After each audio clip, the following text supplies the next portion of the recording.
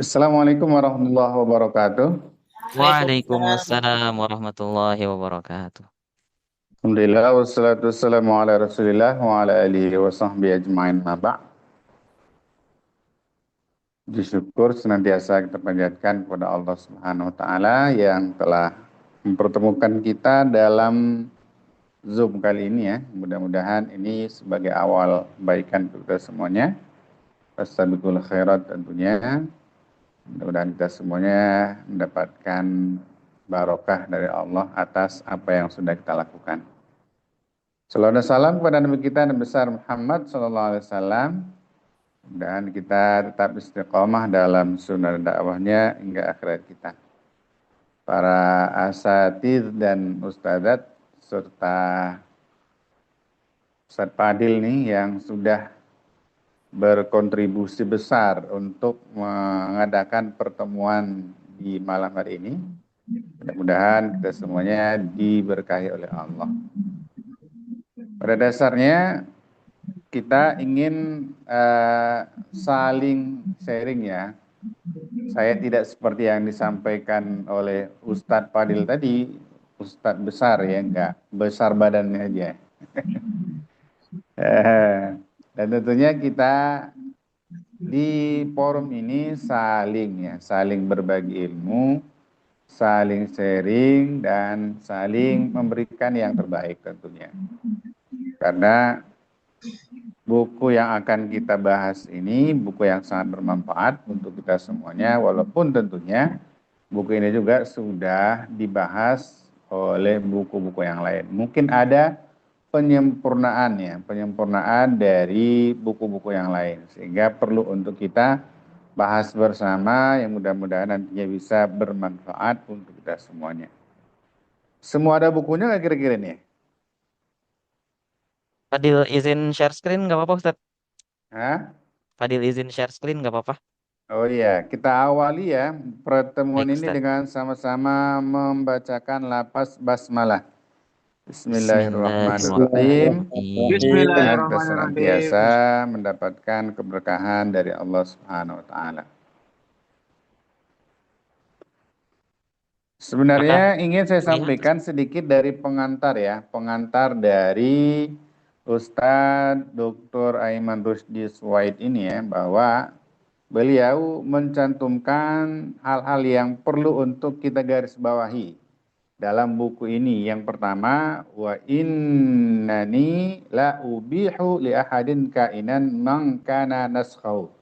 Yang paling penting kalau saya lihat dari apa yang beliau sampaikan bahwa bukunya ini tidak boleh disebarluaskan tanpa izin beliau ya. Tidak boleh disebarluaskan melalui fotokopi atau hal-hal yang lain atau diperjualbelikan. Nah, itu juga tidak dibenarkan oleh beliau. Bai'an au hibah, diperjualbelikan atau dihadiahkan, dihibahkan. Ini sangat penting. Jadi jangan sampai kita memfotokopi buku ini ya, memfotokopi buku ini karena buku ini diharamkan oleh beliau kalau saya lihat di sini ya. Beliau mengatakan wa a'tabiru dzalika surqatan lil juhud. Saya, kata beliau, mengibaratkan itu sebagai pencurian ya. Wah, luar biasa ya. Sebagai pencurian dan saya akan memintakan pertanggungjawaban kepada Allah nanti ketika sudah benar-benar itu dilakukan.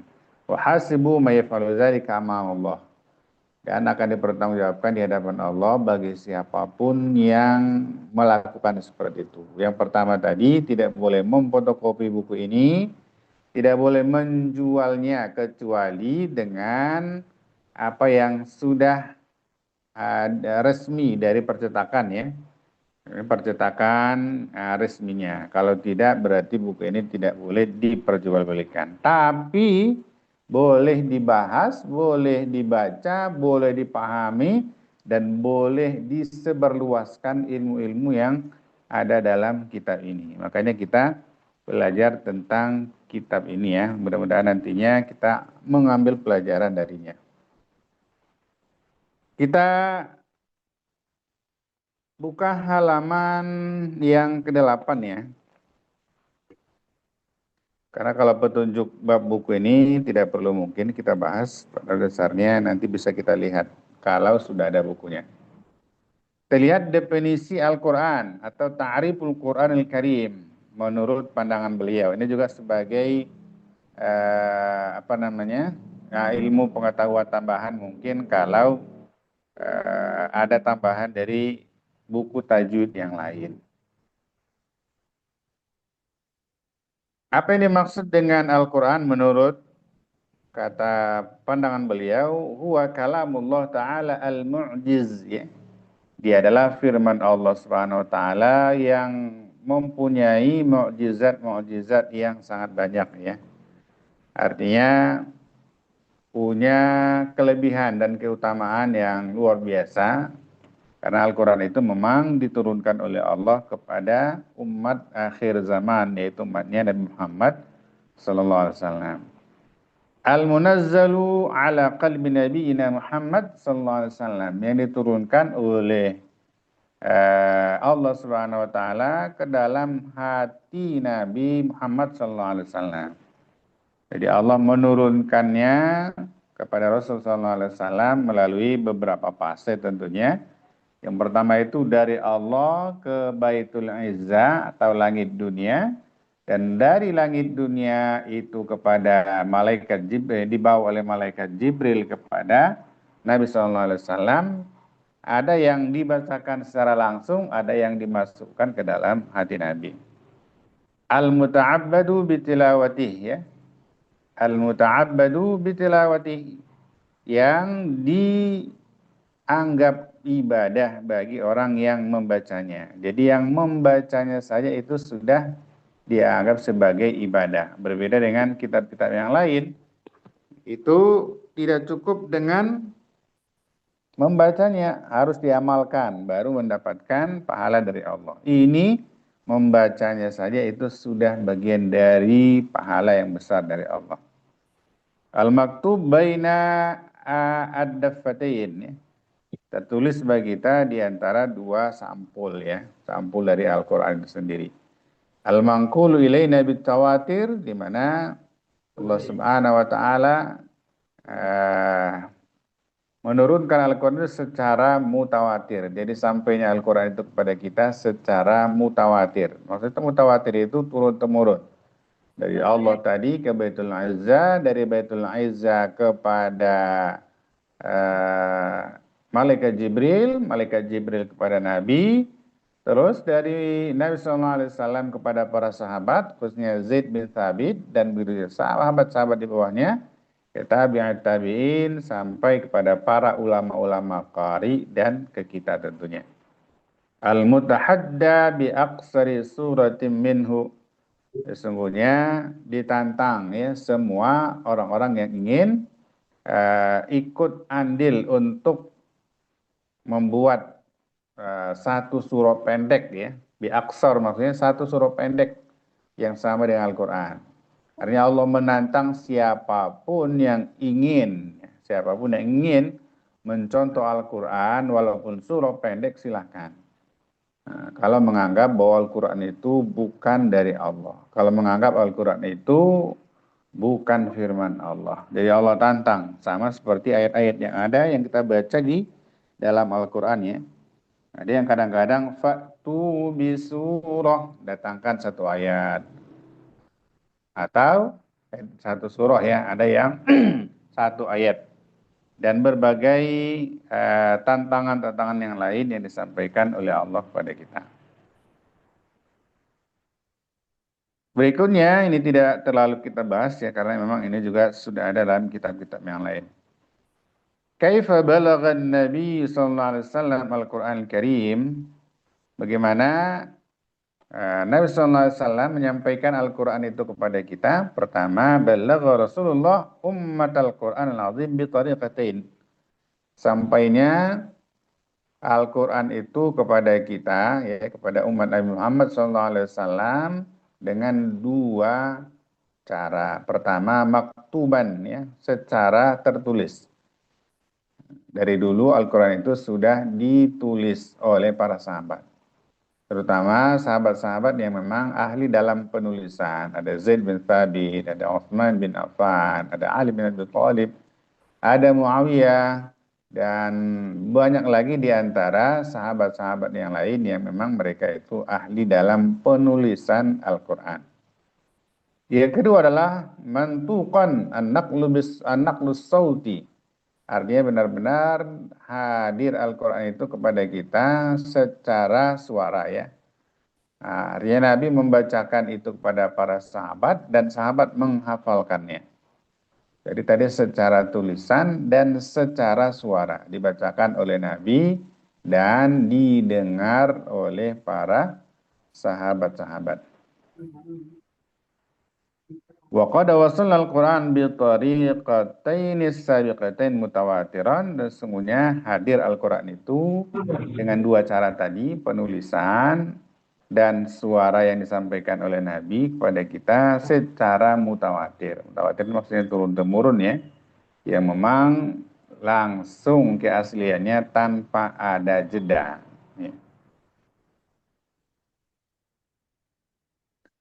Apa maksud dari at-tawatur? Yang berikutnya, pembahasan berikutnya. Yang dimaksud dengan mutawatir adalah wa naqlu al-mustafidu li khabarin minal akhbar.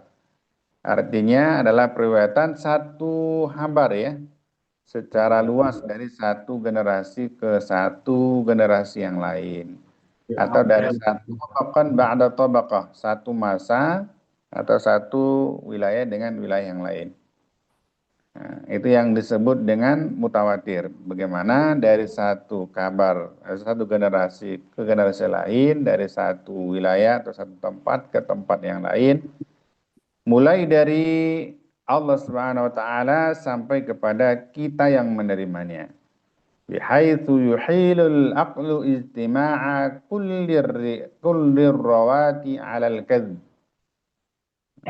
Mustahil ya, mustahil secara akal semuanya bersepakat ya, para perawi ya, ahli riwayat-riwayat itu kepada kita mustahil mereka akan berbohong. Artinya pasti mereka itu tidak akan berbohong kalau yang meriwayatkan itu banyak. Kalau satu orang mungkin ya tidak. Makanya dalam hadis itu juga kalau satu orang yang meriwayatkan itu masih perlu untuk diteliti. Tapi kalau sudah berjamaah yang meriwayatkannya, sangat-sangat mustahil mereka akan bersepakat di dalam kebohongan. Tidak mungkin gitu, seperti itu. Kita lanjutkan an-naqlus sauti lil Qur'anil Karim ya. An-naqlus sauti lil Qur'anil Karim.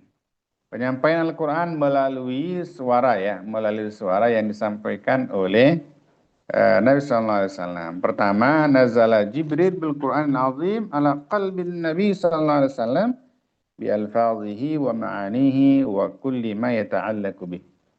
Artinya malaikat Jibril itu ya datang membawa Al-Quran itu kepada hati Nabi Sallallahu Alaihi Wasallam dengan lafaz-lafaznya, makna-maknanya, dan semua yang berkaitan dengannya. Yang berkaitan dengan Al-Quran itu sudah disampaikan oleh malaikat Jibril dengan sejelas-jelasnya. Makanya setiap tahun itu Nabi selalu memperdengarkan bacaan beliau kepada malaikat Jibril. Apakah ada yang kurang atau tidak ya? Jadi benar-benar malaikat Jibril itu menyimak apa yang didengarkan oleh, apa yang disampaikan, yang dibacakan oleh Nabi. Yang kedua adalah talaqqus sahabah al-kiram min fami Rasulillah Al-Quran. Para sahabat-sahabat Nabi Sallallahu Alaihi Wasallam itu ternyata ya menerima langsung dari Nabi Sallallahu Alaihi Wasallam min fami Rasulillah, dari mulut Nabi ya. Benar-benar talakti ya, benar-benar musyafahah antara sahabat dengan Rasul. Jadi Nabi SAW membacakan dan sahabat yang mendengar. Wa'adu amamahu hatta aqarrahum alaih. Dan mereka itu mengulang-ulanginya ya, di depan Nabi Shallallahu Alaihi Wasallam, ya kira-kira masih ada nggak bacaan yang kurang pas atau ada yang salah dan sebagainya, sehingga Nabi benar-benar sudah mengakui bacaan mereka, barulah mereka pergi. Ya seperti kita apa ya, seperti kita mungkin di takhasus ya, yang mana kita mendengar bacaan dari murid kita, bacaan hafalan ya. Jadi seperti itu, kita perbaiki, sudah benar-benar bagus dan hafal, baru kita katakan, ya sudah, lulus, dan sebagainya. Yang ketiga, naqala ashabu Rasulillah Al-Quran ila man ba'dahum bittariqah nafsiha.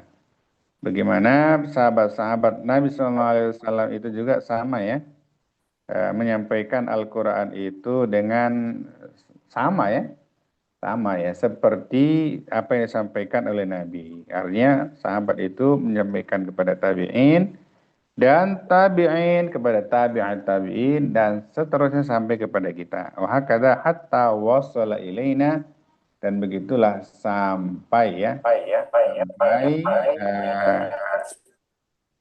Al-Quran itu kepada kita.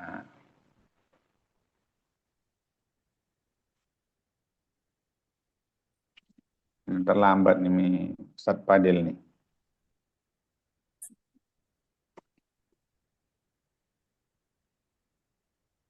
Berikutnya adalah marahil tadwinil Quran al-Karim ya. Fase ya penulisan ya Al-Quran al-Karim. Kitabu kulli muqta' fawra nuzulihi baina yadan Nabi sallallahu alaihi wasallam wal hadir. Penulisan secara keseluruhan Al-Quran itu sudah ada ya. Cuma tidak dibukukan. Bedanya seperti itu. Tidak dibukukan. Tapi penulisan Al-Quran yang disampaikan oleh Nabi kepada para sahabat itu sudah tertulis semuanya. Sedangkan Nabi itu masih ada ya. Jadi semua apa yang sudah disampaikan malaikat Jibril itu sudah tertulis ya. Qala Zaid bin Thabit radhiyallahu anhu, kuntu aktubul wahyi 'inda Rasulullah sallallahu alaihi wasallam wa huwa yumli alayya. Kata Zaid bin Thabit, sungguhnya aku mencatat wahyu atau menulis wahyu yang disampaikan oleh Nabi sallallahu alaihi wasallam ya. Dan Nabi sallallahu alaihi wasallam juga mendiktekannya ya, artinya benar-benar ya menyampaikan itu kepada Zaid bin Thabit. Artinya benar-benar dibacakan. Umpamanya ya Alhamdulillah, seperti itu. Benar-benar disampaikan Nabi, baru ditulis oleh Zaid bin Thabit, didiktekan ya, pelan-pelan seperti itu. Supaya tidak ada yang salah, supaya tidak ada yang keliru, tidak ada huruf yang terbuang dan lain sebagainya. Benar-benar didiktekan oleh Nabi kepada Zaid bin Thabit, kata beliau. Faiza faragtu, maka apabila saya sudah selesai menulis, kata Zaid bin Thabit, qala, Nabi mengatakan, iqra, baca. Nah, jadi kalau sudah selesai, Nabi mengatakan baca, ya dibacakan oleh Zaid lagi di hadapan Nabi. Faqra'uhu, maka saya pun membacanya. Fa in kana fi sakhtun aqamah. Apabila ada sesuatu yang terbuang, ada yang salah, ada yang keliru, maka Nabi memperbaikinya. Tsumma akhruju bihi ilan nas, kemudian saya menyampaikan itu kepada manusia kalau memang sudah tidak ada lagi yang keliru, kata beliau. Hadis ini riwayat Imam At-Tabarani bisanad rijaluhu muwaththaqun. Artinya dengan sanad para perawinya itu orang-orang yang terpercaya.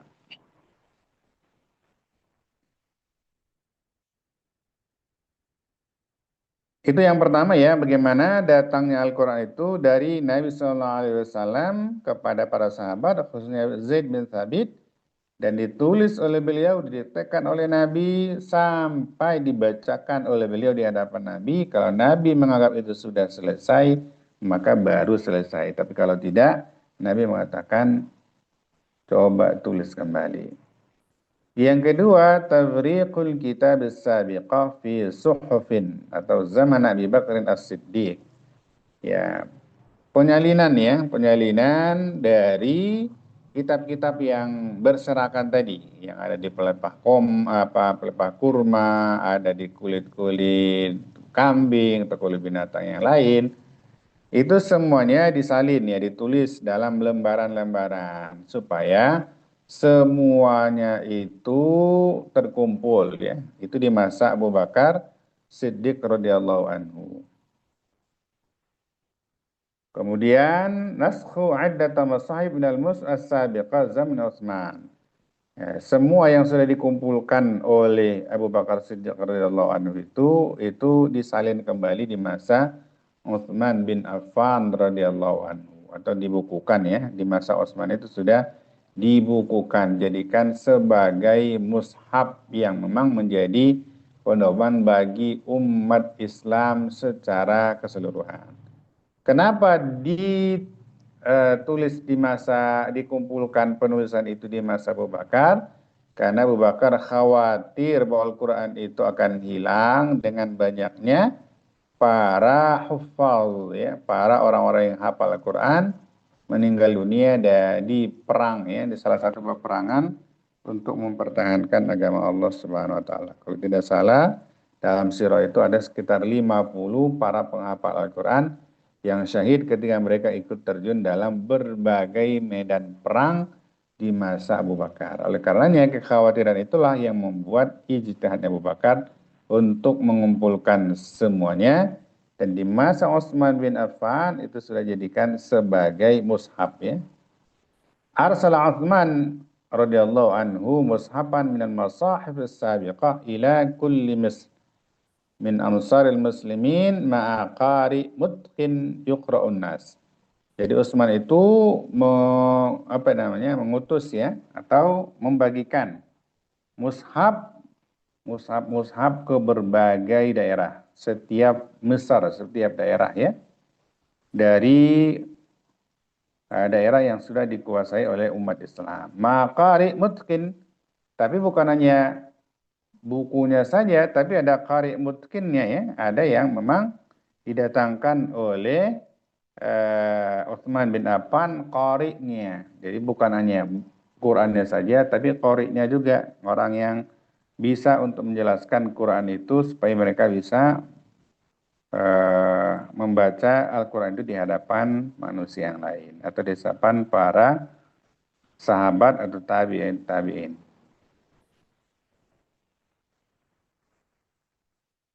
Yang keempat, ya, Kitabatul Muslimin li nuskhin la tuhsa minal masahibis sabiqah. Nah, itu berarti umat Islam ya, setelah itu menyalin kembali, mencetak kembali dan membagikan kembali ya apa yang sudah dibagikan oleh Utsman bin Affan tadi, sehingga kita lihat sampai sekarang sudah jutaan ya, bahkan mungkin miliaran Al-Quran yang sudah tersebar ke seluruh dunia. Berikutnya adalah zuhur mu'allafat tatbitu khasaisil kitabil Qur'aniyah ya. Artinya setelah itu kelihatan atau muncullah ya karya tulis ya tentang bagaimana tata cara penulisan Al-Quran, penulisan mushaf dan lain sebagainya. Nah, kalau di awal-awal itu ya kita lihat ya dalam berbagai referensi, Al-Quran yang ada sekarang ini tidak seperti itu. Tidak ada titiknya, tidak ada barisnya. Nah, nanti setelah di masa tabi'in baru, karena memang umat Islam atau orang-orang yang masuk dalam Islam itu bukan hanya dari kalangan orang Arab saja, sehingga perlu untuk dibarisi, perlu untuk dikasih titik supaya umat Islam yang ada di luar orang Arab itu paham terhadap bacaan-bacaan yang mereka baca. Khair, berikutnya adalah tentang sanad-sanad beliau ya. Ini beliau berguru kepada siapa? Ini banyak ya, ada 1, 2, 3, 4, 5 yang dicantumkan oleh Dr. Aiman Rushdie Suwaid ini ya. Banyak sekali ya. Dan beliau mendapatkan sanad yang ke-29 berarti ya. 29 ya. Yang ke-28 guru beliau, beliau yang ke-29.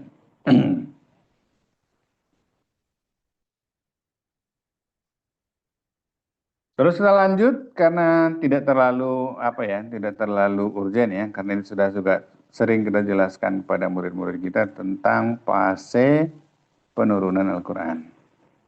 Berikutnya masuk kepada definisi ilmu tajwid ya, ta'rifut tajwid. Apa itu ilmu tajwid? At-tajwidu fil lugha at-tahsin ya.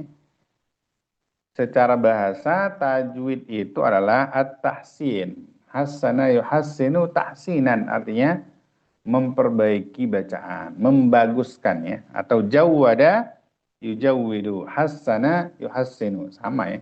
Jawwada baik. Nah, jawwada berarti bersangatan, memperbaiki, ya, memperbaiki bacaan itu namanya tajwid atau tahsin, sama. Nah, tajwid atau tahsin itu sama ya, maknanya sama. Secara bahasa itu dia. Bagaimana kita bisa memperbaiki bacaan-bacaan yang ada untuk kemaslahatan bersama. Wa fil istilah ilmun yu'rafu bihin nutuq as-sahih lil hurufil arabiyyah. Ilmu yang kita tahu ya, bagaimana cara penuturan huruf yang baik ya, bagi huruf-huruf Arab ya, huruf-huruf Arab. Jadi huruf Arab berbeda dengan huruf Indonesia. Seperti huruf ro umpamanya ya, kalau huruf Arab ro-nya kan sedang ya, tidak terlalu tebal. Beda dengan ro-nya orang Indonesia. Kalau orang Indonesia biasanya agak tipis. Mari, bukan mari ya. Mari, ayo, ayo, pergi ya. Ada R-nya double, double-nya 2 atau 3. Kalau orang Arab enggak, double-nya 1. Orang apa namanya? Orang Barat, nah lebih tebal lagi. Jadi orang Arab ini pertengahan. Good morning, pokoknya seperti itu. More, jadi Pak. Rohnya benar-benar tebal. Kalau orang Arab sedang. Orang Indonesia biasanya agak tipis seperti itu. Wadzalika bima'rifati makharijiha.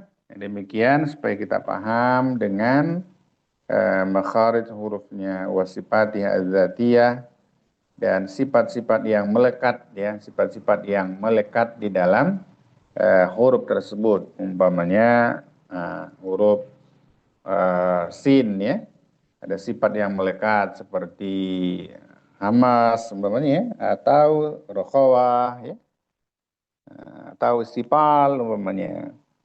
Ya, seperti itu. Atau as-safir, ya, itu ada sifat-sifat yang melekat di dalam huruf sin umpamanya.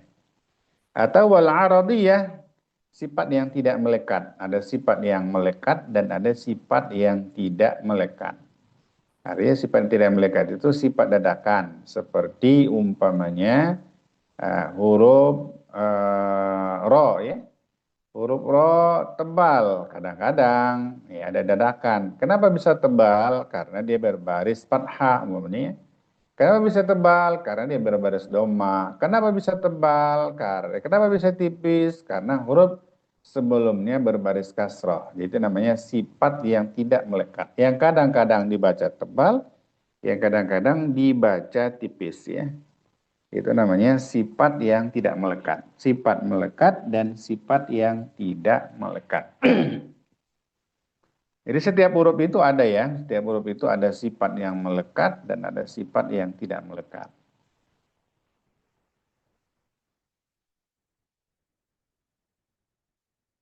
Begitu juga wa ma yansha'u anha min ahkam ya, serta hukum-hukum yang muncul setelahnya ya, muncul darinya.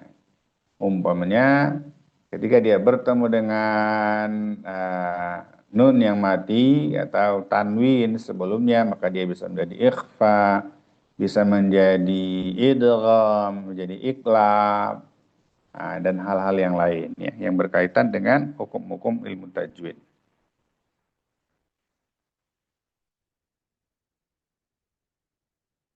Qala al-Imam Ibnu Al-Jazari bin Nasyr. Imam Ibnu Al-Jazari mengatakan dalam kitab thayyibatun nasyr ya.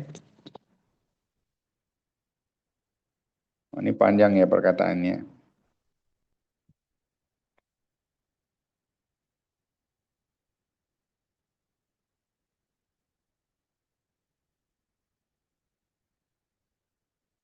Wala a'lam sama nihayatil liqan wa tajib wa silghayatul tasih wa tashdid mithli ayatil asya.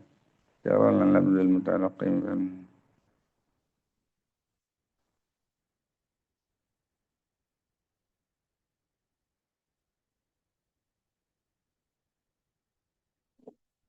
Ini kita skip aja ya. Ya, panjang amat ya. Ya. Ini hanya pendapat beliau saja tentang definisi ilmu tajwid tadi. Pada intinya, definisi ilmu tajwid itu disepakati oleh ulama yang seperti ini ya, disampaikan oleh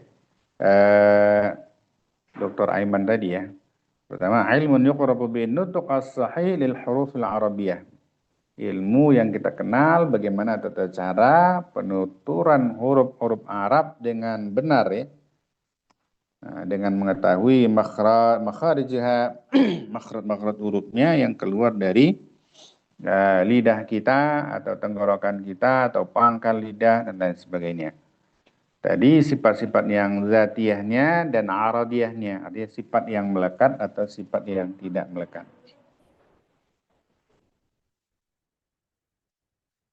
Berikutnya masuk kita ke pembahasan ya. Ahammu mabahis ilmu tajwid ya. Pembahasan utama dalam ilmu tajwid. Pertama, makharijul huruf al-arabiyyah. Kita akan membahas tempat keluarnya huruf-huruf Arab. Nah, itu juga sudah tentunya dan sudah kita ajarkan pada murid-murid kita ya. Ada al-lisan, ada syafatain, ada al-halaq ya. Ada apa namanya? Pangkal lidah dan sebagainya. Itu adalah makharijul huruf al-arabiyyah. Yang kedua, al-sifat az-zatiyah lil huruf ya, sifat yang melekat ya bagi huruf-huruf tadi ya. Sudah kita jelaskan tadi ada syiddah umpamanya, ada hamas, ada rakhawah ya. Ada tawassud, ada isti'la, istifal, ya, seperti itu ya. Izlaq dan lain sebagainya. Itu adalah sifat yang melekat di huruf-huruf tertentu. As-sifatul aradiyah ya, ada sifat yang tidak melekat. Di antaranya adalah idghamul harfain al-mutamatsilin wal mutajanisain. Ya, memasukkan dua huruf yang sama ya, yang sama atau yang sejenis semuanya. Atau hukum-hukum yang berkaitan dengan lam syamsiyah, lam qamariyah ya. Atau hukum-hukum mim yang mati ya. Ada umpamanya mim bertemu dengan mim bertemu dengan ba, atau mim bertemu dengan selain mim dan ba, hukumnya apa dan sebagainya. Itu ya hukum-hukum mim. Atau ahkamun nun as-sakinah wat tanwin, hukum-hukum nun ya, nun yang mati dan tanwin. Ada idgham, ada iklab, ada ikhfa, ada macam-macam ya. Dan itu juga sudah kita jelaskan kepada murid-murid kita. Yang berikutnya adalah ahkamul mad wal qasar ya, hukum-hukum mad ya. Hukum-hukum mad dan hukum-hukum yang tidak mad atau pendek ya. Bagaimana dipanjangkan sampai 2 harokat, ada yang 4 harokat, ada yang 5, ada yang 6. Dan itu juga bagian penting dari pembahasan ilmu tajwid. Yang berikutnya adalah al-lahnu fi tilawatil Qur'anil Karim. Nah, ini juga perlu ya, ini sangat penting untuk kita jelaskan ya, untuk kita bahas. Nah, yang dimaksud dengan al-lahan ya, kesalahan ya, kesalahan-kesalahan yang ada ketika kita membaca Al-Qur'an. Al-lahnu lughatan al-mail 'anis shawab. Secara bahasa, al-lahan itu artinya adalah menyimpang ya. Al-mail, menyimpang dari kebenaran. Jadi setiap yang menyimpang disebut dengan lahan secara etimologi atau secara bahasa. Wastilahan al-khata'u fi tilawatil Qur'anil Karim. secara istilah atau secara terminologinya adalah kesalahan ketika kita membaca Al-Quran. Ya, ketika kita membaca Al-Quran ada kesalahan-kesalahan tertentu yang dibagi oleh ulama-ulama qiraah menjadi dua kesalahan. Pertama yang kita sebut dengan al-lahnu al-jali. Wa yanqasimu ila qismain, dan dia dibagi kepada dua bagian ya. Dibagi kepada dua bagian. Pertama al-lahnul jali dan al-lahnul khafi. Artinya kesalahan yang sudah jelas-jelas dan kesalahan yang khafi yang samar ya. Apa itu kesalahan al-lahnul jali wal khata'u ya'ridu lil labzi fayuhillu bil ma'na au bil a'rab. Artinya kesalahan yang sangat fatal ya, yang merusak ya, merusak lafaz itu sendiri atau bisa juga merusak maknanya. Atau i'rabnya, i'rab kalimat itu ya. Jadi bisa merusak lafaznya ya, lafaznya disebabkan mungkin hurufnya yang belum terlalu pas atau maknanya karena salah baris ya. Salah baris atau mungkin salah huruf ya, atau i'rabnya ya. I'rab ya, gramatika ya, gramatika di dalam bahasa Arab. Umpamanya yang sogiannya dia adalah mubtada ya, dibaca bukan mubtada umpamanya. Umpamanya setiap isim di awal ya, nama itu di awal kan harusnya sogiannya dibaca u ya. Nah, ternyata nggak dibaca u gitu. Alhamdu umpamanya ya, itu kan isim ya, sogiannya di awal itu dibaca u, tapi ternyata nggak dibaca u, dibaca alhamda. Nah, seperti itu. Danya itu kesalahan jeli. Kenapa? Karena dia merusak i'rab namanya. Merusak tatanan susunan bahasa Arab. Nah, Zaidun qaimun, umpamanya ya. Tapi nggak dibaca Zaidun qaimun, tapi yang dibacanya Zaidan atau Zaidin qaim. Nah, tapi bisa juga Zaidin qaimin, umpamanya kalau dia paham. Kenapa dibaca Zaidin qaimin? Nah, kalau ada alasannya sih bisa, tapi kalau enggak ada alasannya ya nggak bisa. Itu namanya lahnul jali.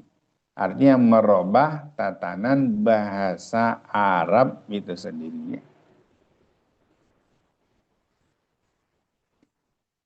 Dicontohkan di sini beberapa contoh di antaranya an'amtu alaihim ya, yang sugihnya an'amta alaihim. Nah, itu juga salah ya, kesalahan yang sudah sangat fatal.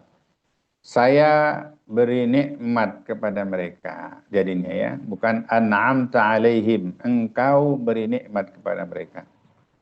Siratal ladzina an'amta alaihim. Ya, dibacanya an'amtu alaihim. Yang segiannya Allah yang memberi nikmat. Nah, ternyata rahmah khair insyaallah.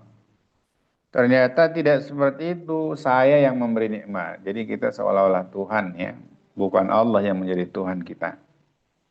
Atau contoh yang lain di sini dibakanya bakas sarahum. Sebagiannya bakas sarahum, umpamanya seperti itu ya.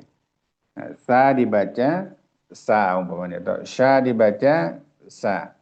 La'allakum tashkurun dibaca la'allakum taskurun umpamanya. Itu juga bagian dari kesalahan jali. Atau Rabbul Alamin ya. Rabbul Alamin, yang sebenarnya ain dibaca a hamzah. Rabbul Alamin, nah, juga fatal benar ya. Yang sebenarnya Allah itu adalah Tuhan sekalian alam, menjadi Allah itu Tuhan yang berpenyakit. Alamin dengan alamin. La'allakum tashkurun, mudah-mudahan kalian bersyukur. Kalau kita baca la'allakum taskurun menjadi mudah-mudahan kalian orang-orang yang pemabuk. Jadi bagian dari kesalahan-kesalahan yang disebut dengan kesalahan jeli. Atau tadi asa dibaca asa ya. Ya, sebenarnya sa dibaca sa umpamanya ya. Atau salah baris. Bismillahi, hi dibaca hu. Nah, itu juga kesalahan fatal ya. Bismillahu jadinya ya. Itu juga kesalahan fatal. Bismillahirrahmanirrahim. Rahmani dibaca rahmana. Itu juga bagian dari kesalahan fatal yang tidak bisa ditolerir ya. Artinya orang yang menyengaja itu hukumnya haram. Masih banyak tentunya kesalahan-kesalahan jeli contoh-contohnya. Cuma dipersingkat beliau untuk mencukupkan itu saja. Yang kedua adalah al-lahnul khafi ya. Lahnul khafi adalah al-khata'u ya'ridu lil-lafzi wa yukhillu bi kamali sifatihi duna ay yukhraja an hayyizah. Kesalahan ya, itu juga sama sebenarnya, tapi kesalahannya adalah kesalahan yang tidak terlalu fatal seperti itu tadi ya. Kesalahan yang samar. Itu kesalahan yang terjadi pada lapas sehingga merusak kesempurnaan sifat-sifatnya. Ya, bukan merusak maknanya, tapi kesempurnaan sifat-sifat dari lapas tersebut. Ya, tidak sampai merusak maknanya, tidak sampai merusak lafaznya, tidak sampai merusak tatanan bahasa Arabnya. Itu namanya al-lahnul khafi. Di antaranya adalah su, sugenya 4 harokat tapi dibaca 2. Enggak apa-apa ya. Pada dasarnya katanya itu dikategorikan sebagai lahnul khafi. Bitarki ziyadatil maddi fil wawi. Artinya meninggalkan panjang mad di kata su tadi, di wawu yang ada. Su, hanya dibaca su al azab. Nah, tidak dibaca su 4 harokat, tapi dibaca 2 harokat. Apakah merubah makna? Tidak sampai merubah makna. Merubah arti? Tidak. Nah, tapi dia merubah kesempurnaan dari mat wajib tadi. Yang sebenarnya adalah 4 sampai 5 harokat dibuat menjadi 2 harokat saja. Atau umpamanya contoh yang kedua, tapi tidak didengungkan ya, tidak dimasukkan suara nun kepada mim, tapi bi'ilharin nun dengan mengizharkan nun. Artinya tidak dibaca panjang. Tidak seperti itu, tapi anfusahum. Nah, jadi suara nun mati atau tanwin itu tidak sempurna. Ketika tidak sempurna, maka itu disebut dengan lahnul jadi. Wala budda an takuna tilawah fi maqamit talaqqi wal musyafa'ah. Dan seyogianya kata beliau, kita itu semuanya harus ya bertilawah itu dengan adanya talaqi dan musyafahah antara mulut dengan mulut, antara guru dengan murid. Nah, salimatan min kilal lahnain supaya tidak terjadi ya, tidak terjadi kesalahan yang dua tadi. Jadi adanya guru yang bisa memperbaiki kita untuk meluruskan kesalahan-kesalahan ada. Alhamdulillah ini semua sudah kita amalkan di Masjid Al-Madinah. Bagaimana kita mewajibkan talaqi murid-murid kita untuk memperbaiki bacaan-bacaan mereka.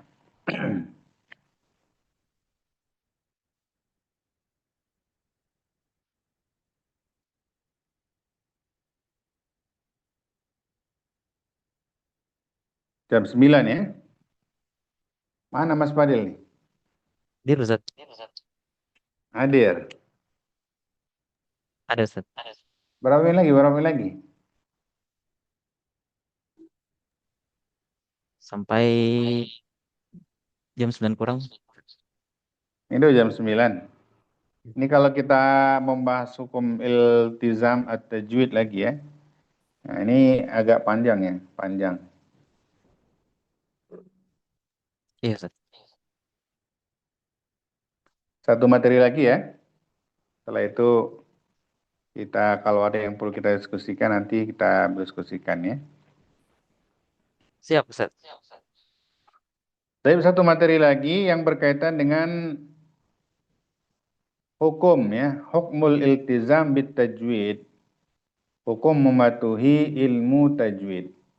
An-nasu fi hadzal am baina mutasyaddid wa mutasahil. Hukum mematuhi atau mempraktikkan ilmu tajwid itu ada yang mutasyaddid, ada yang mutasahil. Mutasyaddid ini ya bersangatan maksudnya. Nah, ada juga yang mutasahil, terlalu melonggar-longgarkan. Ya, ada yang mutasyaddid, ada yang mutasahil. Wa hatta yakun kalam daqiqan fa inna nufarriq bihi baina ma yali. Supaya pembicaraan kita lebih bagus, kita akan coba jelaskan apa yang ada dalam hal berikut ini. Pertama kata beliau makharijul huruf ya. Nah, huruf-huruf itu yang keluar dari semua tempat makharijul huruf, baik al-lisan, al-khayshum, asyafatain atau al-halaq umpamanya. Iltizamu biha wajib. Mempraktekkannya itu wajib ya. Jadi kalau yang berkaitan dengan makharijul huruf, ya, makharijul huruf itu wajib untuk dipraktekkan. Nggak bisa ditawar-tawar ya. Karena tadi kalau hurufnya yang salah, ya, hurufnya yang salah, maka maknanya akan salah. Maka mempraktekkan makharijul huruf ini itu sesuatu yang wajib. Ini yang perlu untuk kita tekankan dulu ya kepada murid-murid kita tentunya ya. Wal ikhlalu biha haramun mutlaqan, dan mengabaikannya ya, mengabaikan tentang mempelajari makharijul huruf itu hukumnya haram. Karena nanti akan berefek kepada perubahan arti, perubahan makna yang ada dalam lafaz-lafaz Al-Qur'an tadi. Kataghiru ha ya seperti merubah huruf ha ya. Ar-Rahman pamannya bil kha au bil ha. Nah, jadi dibaca Ar-Rahman seperti itu atau Ar-Rahman ya. Itu sangat fatal kata beliau. Jadi jangan sampai huruf ha yang sugihnya dia berada di wasatil halaq, di pertengahan ya, di pertengahan tenggorokan menjadi fi a'lal halaq, nah, atau fi adanal halaq. Yang segiannya dia berada di tengah tenggorokan menjadi di atas tenggorokan atau di bawah tenggorokan. Nah, ini sangat fatal. Ar-Rahman kita baca umpamanya menjadi Ar-Rahman atau Ar-Rahman. Nah, ini fatal kata beliau ya. Jangan sampai. Yang kedua adalah sifatul huruf ya. Yang berkaitan dengan sifatul huruf wa tanqasimu ila qismain. Dibagi kepada dua bagian. Pertama adalah sifat taghyir. Taghyiruha yukhrijul harfi an hayyizi. Nah, sifat ya, sifat huruf yang apa namanya?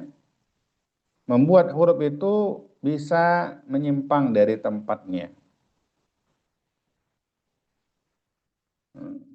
Jadi sifat huruf itu membuat huruf itu menyimpang dari tempatnya. Bagaimana yang seperti ini? Iltizamu wa biha wajib. Mempraktekannya juga wajib kalau memang kita lihat dari segi sifatnya menyimpang. Wal ikhlal biha haram mutlaqa, dan mengabaikannya haram secara mutlak sama dengan makharijul huruf yang pertama. Sampaikan oleh beliau kata tafkhim sin ya, seperti menebalkan huruf sin ya. Yang segiannya adalah asa ringan ya, dibuat asa, nah, seperti itu asa. Nah, bukan dibaca asa tapi asa, agak tebal sinnya. Nah, itu juga tidak dibenarkan ya. Atau sebaliknya watarqiqi sod. Nah, apa namanya? Menipiskan huruf sod yang segini dia tebal, lengket dan sebagainya, ya sifat-sifatnya tadi ya. tebal, isti'la, begitu juga dia lengket, tapi ternyata dia ditipiskan. Asa, nah, bukan ditebalkan. Yang seperti ini juga bagian dari hal yang perlu untuk eh, apa namanya dipelajari ya, artinya ditekankan jangan sampai ada perubahan ya, perubahan sifat yang seuginya tebal menjadi tipis atau sebaliknya yang tipis menjadi tebal. Atau watarqiqit ta, terjadi ya, artinya menipiskan huruf to yang seugianya to itu adalah tebal ya, tapi ditipiskan. Al talaq dibaca at-talaq, nah, seperti itu. At-talaq dibaca at-talaq. Nah, yang seperti ini juga perlu untuk digarisbawahi, harus dikuatkan supaya tidak diabaikan. Kalau diabaikan, bisa jadi hukumnya menjadi haram.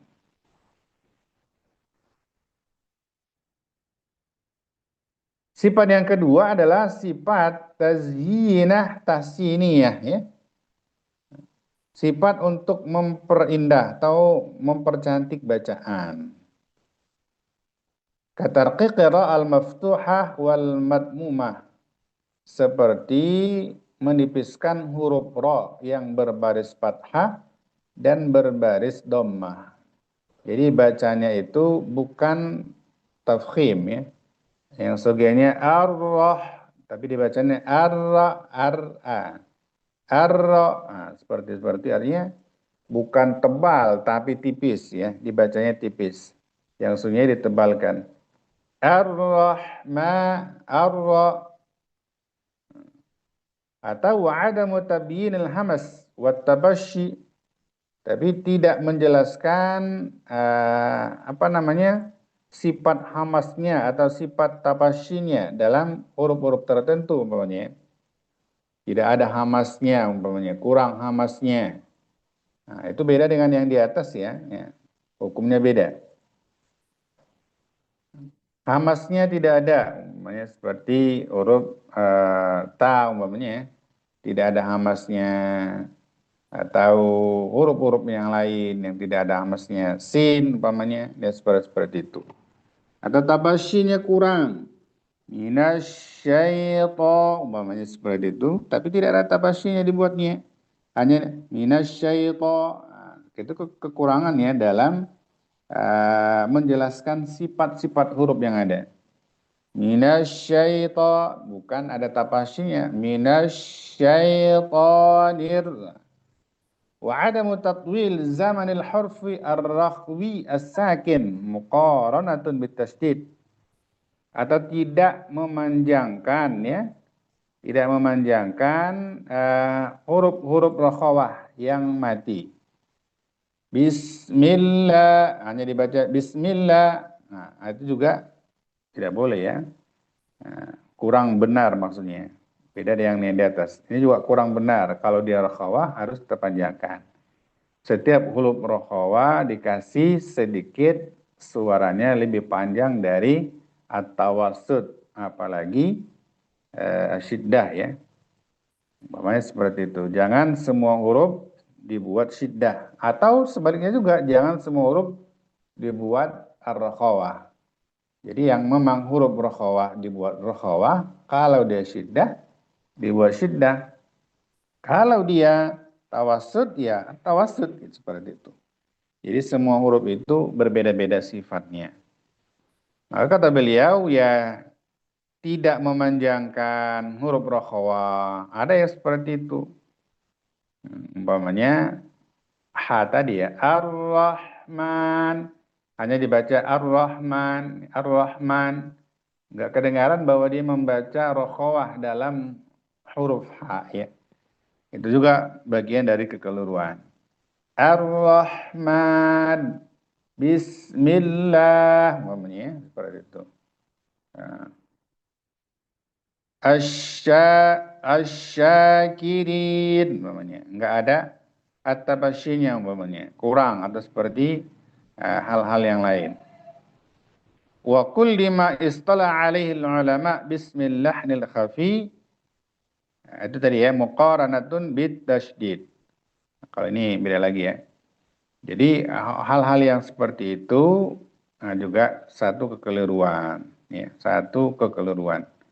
Walaupun tidak seperti kekeliruan yang pertama ya, karena kekeliruan pertama itu bisa merubah makna. Kalau ini kesempurnaan saja. Jadi kalau kita membaca Al-Quran dengan mengikuti sifat-sifat yang melekat dalam huruf itu, maka bacaan kita akan lebih sempurna. Itu yang disampaikan oleh beliau. Al-mustaqim, umpamanya. Kalau kita baca al-mustaqim, udah cukup sebenarnya gitu. Kalau kita baca al-mustaqim, itu lebih sempurna. Tapi kalau al-mustaqim, itu baik, tapi tidak sempurna. Maka sifat-sifat rokhawahnya, sifat-sifat tawasudnya, atau sifat syiddahnya juga harus ya. Ada amasnya. Nah, itu juga semua sifat-sifat yang ada itu benar-benar kita praktekkan supaya benar-benar kelihatan bagusnya bacaan yang kita baca.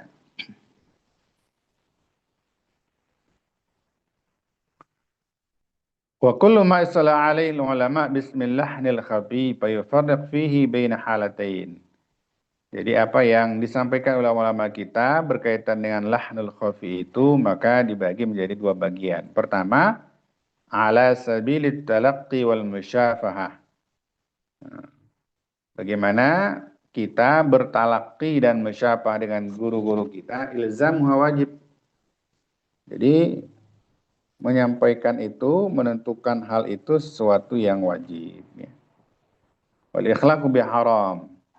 Dan menghilangkannya adalah sesuatu yang haram. Li'annahu kadzbun fil riwayah. Karena dia bisa dikategorikan sebagai kebohongan dalam periwayatan. Nah, jadi pada dasarnya kalau kita sudah bertalaki dengan murid-murid kita harus sampaikan dengan secara detail ya. Oh ini rohawahnya masih kurang, ini gunahnya masih kurang, ini umpamanya tapasyinya masih kurang, ini as-safirnya masih kurang, ini qalqalahnya juga masih kurang. Semua harus kita jelaskan ketika kita bertalaki atau al-musyafahah dengan murid-murid kita. Karena karakter beliau diharuskan untuk kita semua sebagai guru ya atau pengajar menyampaikan itu kepada murid-murid kita. Ala sabil tilawah al-mu'tad, bagaimana dengan tilawah yang biasa saja ya.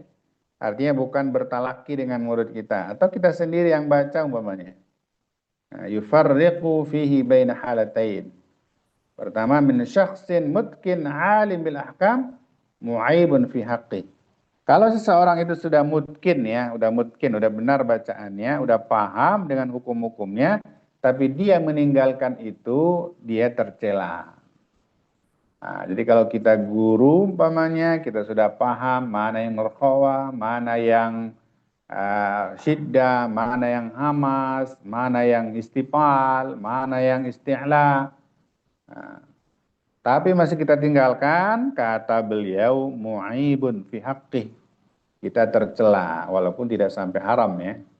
Karena pada dasarnya tadi mempraktekkan sifat-sifat huruf yang melekat dalam huruf-huruf tersebut itu tidak sama dengan makharid hurufnya ya. Kalau makharid tadi itu bisa merubah makna karena dikategorikan sebagai lahnul jali. Tapi kalau sifat-sifatnya saja, itu tadi ada dua bagian ya. Kalau bisa merubah dari tebal ke tipis dan sebagainya itu juga haram. Tapi kalau hanya mempercantik dan memperindah bacaan saja supaya benar-benar sesuai dengan apa yang diturunkan oleh Allah melalui malaikat Jibril kepada Nabi, tapi tidak kita praktekkan sifat-sifat yang menyempurnakan huruf itu tadi, makanya tidak sampai hukumnya haram, tapi tercela. Khususnya kita sebagai guru-guru. Makanya kalau bisa ya tetap ketika kita membaca itu walaupun kita guru harus dibaca semuanya ya. baik yang berkaitan dengan sifat-sifat yang melekat atau tidak. Yang kedua, min ammatil muslimin, kalau dikategorikan kepada seluruh umat Islam, tarkul akmal la syai'un alaih. Meninggalkan kesempurnaan tadi, dia nggak membaca rohawa, tidak membaca apa namanya syiddah, tidak membaca hamasnya, tapi hurufnya tetap ya. Hurufnya tetap tidak berubah dan sebagainya. Itu kata beliau, seseorang itu tidak tercela. Paling tercelanya karena nggak belajar aja. Nah, jadi ada perbedaan antara kita seorang guru dengan seorang murid yang belum paham. Kalau murid yang belum paham, tidak membaca rohawah, umpamanya ya, tidak membaca tawassul, tidak membaca syiddah, tidak membaca hamas, sebagainya, maka mereka itu tidak tercela karena belum paham. Berbeda ketika mereka sudah paham, jadi guru jadinya. Yang seperti ini yang perlu kita praktekkan dalam uh, pembelajaran kita di ya di manapun kita, di baik di Masjid Al-Madinah atau di tempat-tempat yang lain. Khair Mas Fadil, masih Khair, banyak Ustaz. nanti kita sampaikan lagi ya dalam bab-bab berikutnya, kira-kira begitu. Tapi kalau ada yang perlu kita diskusikan ya silahkan.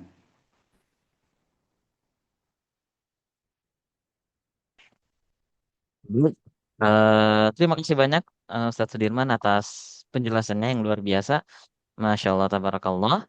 Tadi kita membahas ya dari Muqaddimah sampai dengan yang terakhir kita bahas. Baik, Ustadz Ustazah sekalian, kiranya kita masuk ke sesi diskusi. Dari Ustadz Ustazah sekalian atau Bapak Ibu sekalian yang hari ini bergabung, adakah kiranya yang ingin bertanya? Mungkin bisa mengeluarkan emot raise hand atau mungkin bisa mengetik di kolom chat atau bisa juga silakan untuk langsung bertanya Nggak pada bertanya Mas Ustadz. Fadil. Mas Oh, Fadil, nggak iya, Ustadz. bertanya. Kalau ada yang perlu didiskusikan. Kalau bertanya Oh, berarti baik, Ustadz. saya terus jadinya kan, yang lain juga nggak apa-apa pada masukan supaya saling apa namanya saling melengkapi aja. Baik, Ustadz. Ya. Baik, insya Allah Silakan nih. ya. Oke. Silakan Ustadz Ustazah